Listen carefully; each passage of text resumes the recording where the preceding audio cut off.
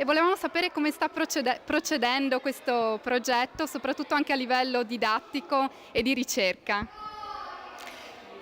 Ma il progetto sta procedendo bene, adesso è entrato nel vivo e iniziamo a raccogliere i frutti delle prime azioni fatte già l'anno scorso.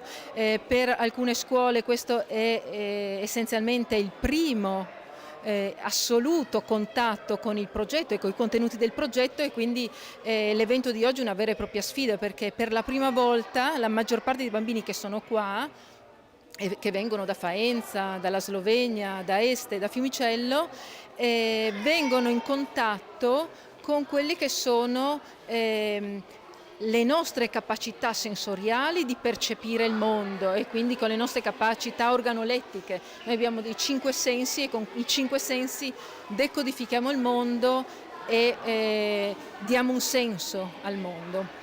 E quindi per loro è la prima volta che vengono in contatto sia con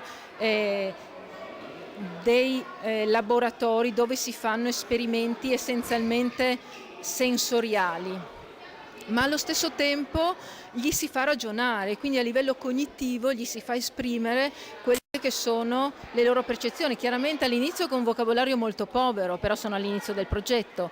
La sfida sarà quello di aumentare il vocabolario. Infatti oggi abbiamo anche un primo laboratorio dove loro incominciano a capire che ogni senso ha dei descrittori verbali e sensoriali appropriati.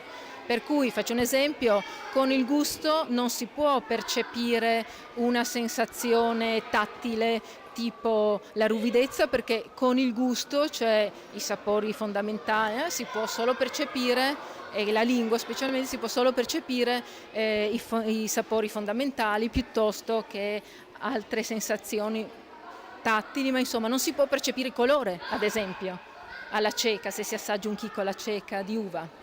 Ecco, quindi loro per la prima volta cominciano a capire che anche tutta l'esperienza alimentare è molto complessa dal punto di vista percettivo sensoriale. Grazie.